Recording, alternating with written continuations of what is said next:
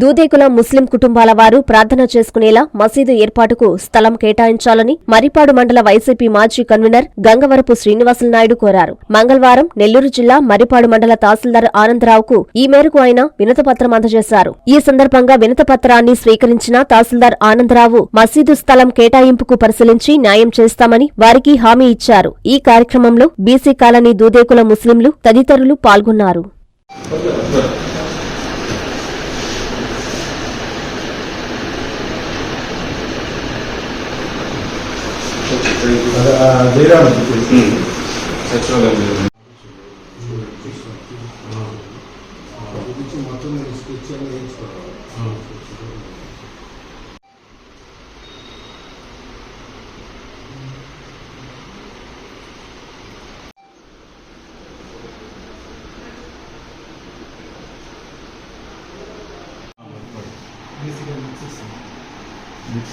BC colony Dudekula అని పెట్టండి.